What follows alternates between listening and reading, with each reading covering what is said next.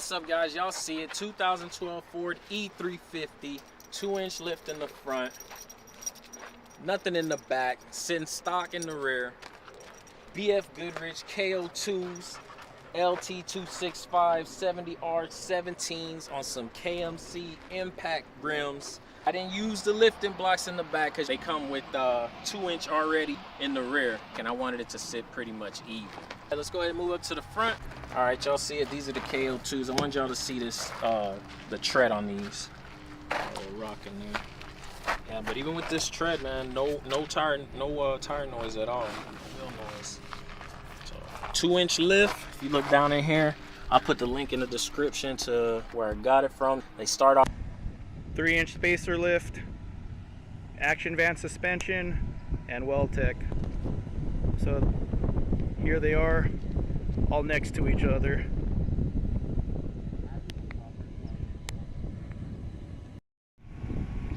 Sebastian has the RTZ leveling kit right there. So that's what the RTZ leveling kit looks like next to a 5-inch lift. If you're interested in the RTZ.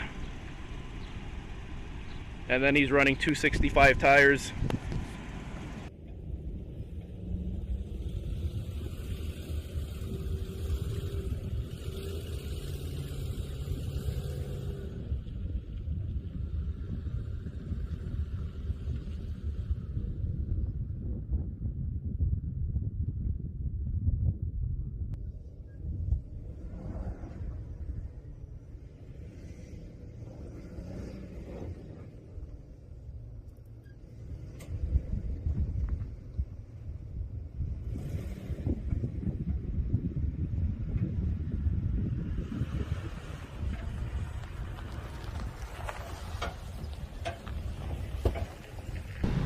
All right, go for it, man.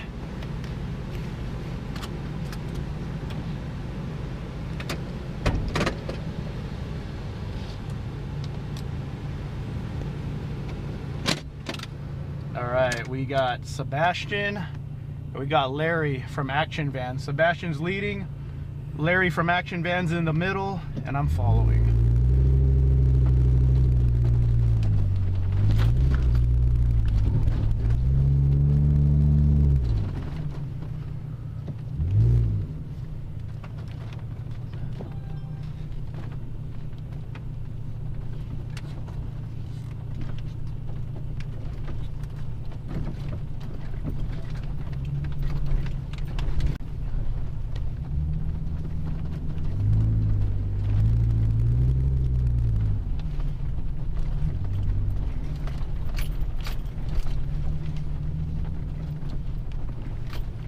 Nice challenge for a lifted van. Perfect challenge for a lifted van right here.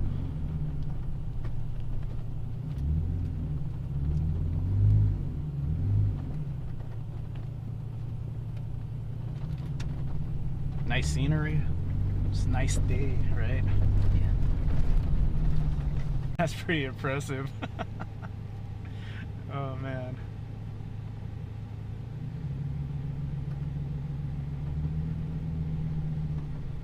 Oh, he ripped up that. Yeah, I know. Here we go, watch this. V10. Easy money. Oh my gosh.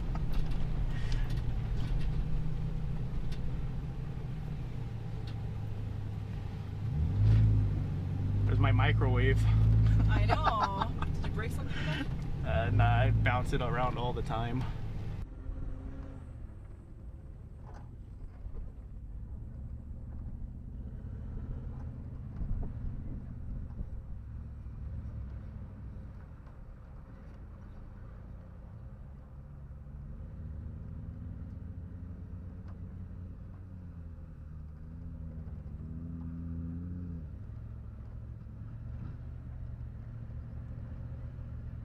A little highlight reel of Econolines on spacer lifts.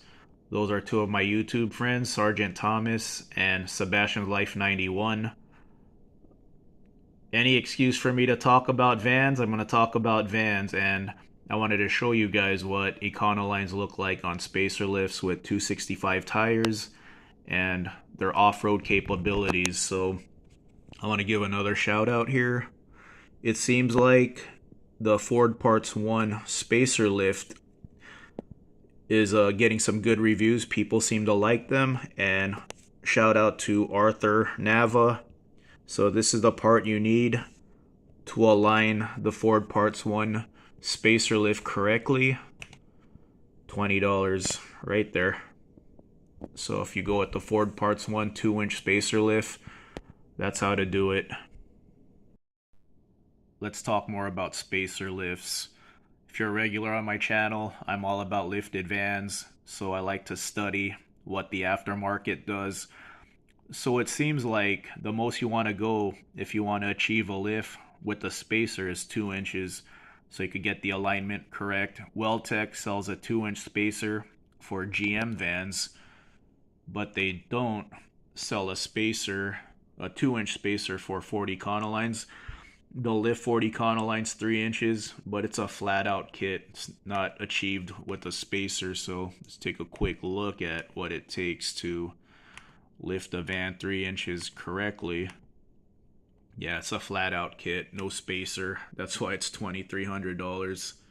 Action Van Suspension, they sell a 2-inch lift kit for the Econoline with shocks, but they don't advertise it on their website. It's like the secret menu from In-N-Out, so you gotta call for that. So just to look at vans some more, when you look at something like a Ford Transit, look how much a 2-inch lift kit from Weldtech costs. $2,400 to lift the Transit correctly. You know, I'm pretty sure you can't just stick a spacer in there in a Transit. Different architecture than the Ford Econoline. Well, let's take a look at what this comprises of, like new control arms. Yeah, it's a complete kit, just not a spacer to lift the Transit 2 inches. So when you're looking at the body on frame vans, yeah, 2 inches is the most you want to go to do it correctly. 5-inch lift kits for Econolines go for $2,000 to $5,000 depending if you're going with Action Van or Weldtech.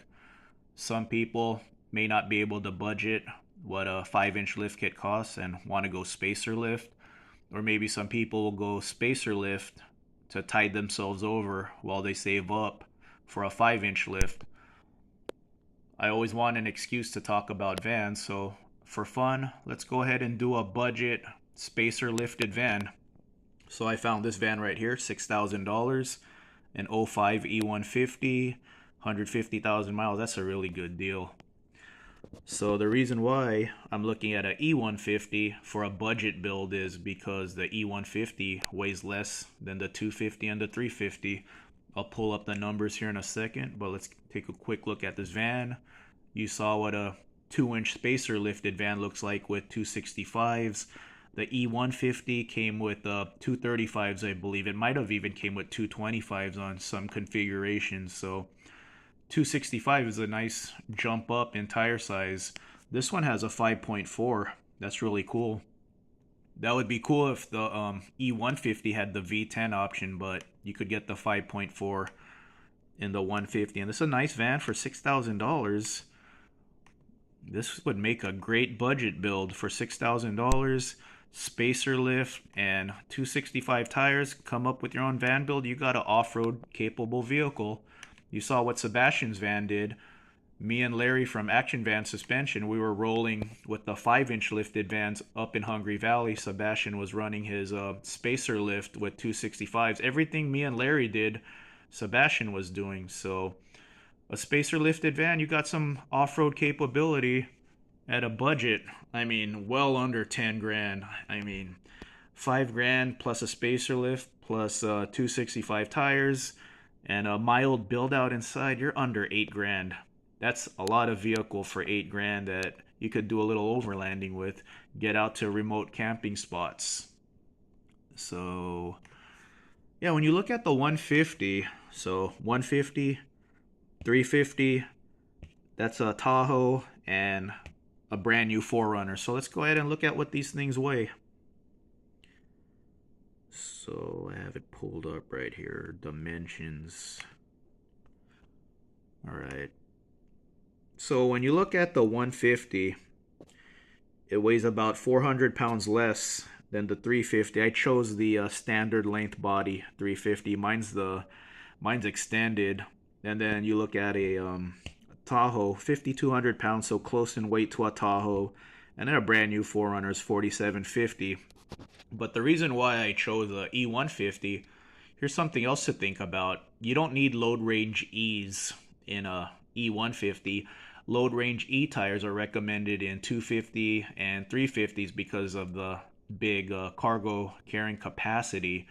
But if you're not going to carry a big amount of weight in a 150, you don't have to get load range E's. Load range E tires are like 10 ply. They're durable though. So it's, you know, it's always a game. Do you want a softer ride and maybe a tire that's not as strong? You know, it depends if you're going to go over rocks, you know, sharp rocks. But if you're doing sand, you know, E150 with a lighter duty tire, you know, like SUV lighter duty tire, you're going to have a softer ride than a 350 with a 10 ply tire. So another thing to think about, the load range E tires are more expensive because it's 10 ply. So if you go 150, you could get like a SUV tire, softer and better riding. The 150 is a better riding than the 2 and 350 Vans. So, you know, something fun to think about. But yeah, if you're going to go over rocks, definitely load range E's because of it's a 10 ply design. So something to think about today. I mean, get something like this, spacer lift, 265 tires, mild build out. You got yourself like a $8,000 road trip camping rig, and this is a nice van. It doesn't look like it has any major damage. I saw the seats were torn a little bit, but other than that, it's clean.